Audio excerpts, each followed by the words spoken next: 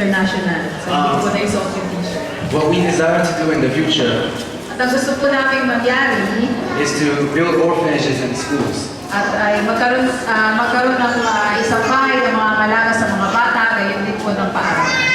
We want to help to bring you to a blessed place. Gusto po namin na dalhin kayong lahat sa isang magandang lugar. And all we can do today is very little, Sa ngayon po ay napakaliit pa lang po ng magagawa namin. but we will keep on coming from Japan to do more. Pero gagawin po namin na babalik kami mula sa Japan dito para makagawa pa po ng mas maraming bagay. Hello, people. Thank you for coming today. Maraming salamat po sa inyong pagsasabi. I'm very happy to be here. Ako po ay nagagalak na pumarito.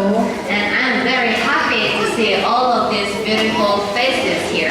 At ako po ay nagagalak na makita ang inyong I love your smiles. I love your smiles. gusto ko po ang inyong mga ngiti. Gustong-gusto niya raw po ang mga ngiti. So, itiyan niyo po siya. Thank you. The reason why we're here is Ang dahilan po kung bakit kami naririto ngayon it's just because of the love of God. ay dahil po sa pag-ibig ng Panginoon.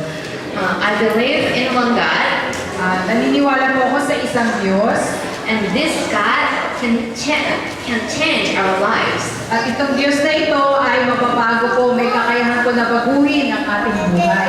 My life before was very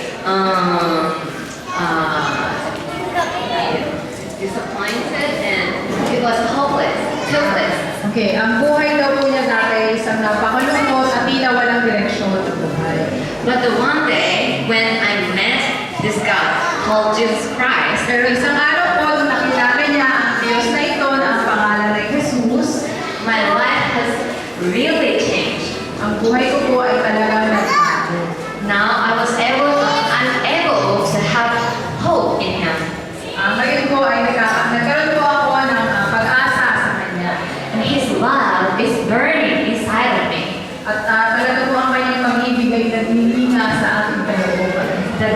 The God who dwells in me want me to come to here.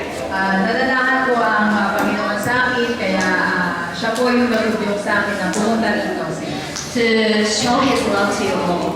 upang ipakita rin ang kanyang pag-ibig sa inyong lahat. God loves you so much. Mahal po kayo ng Diyos. That's why God sent us here. Kaya po niya kami magsagutan. I just want you to know this God and His love. Gusto ko po na makilala niyo ang Diyos na ito, kayo din ang kanyang pag-ibig. Once you meet Him and His love, Kapag po nakilala niyo po siya at nalaman niyo ang kanyang pag-ibig, your life will be changed also. ang iyong buhay po ay magbabago rin kagaya niya.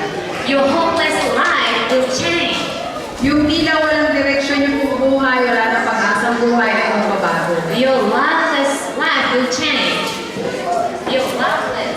Yung walang pag-ibig po ng buhay, walang pag-ibig na kanya, ay magbabago po. Pag-ibig po ng buhay. That this God can satisfy you with the things that He has. Kaya po niya muna yung mga pagkukulang sa loob. So I just want to tell you that we love and God loves you so much. Gusto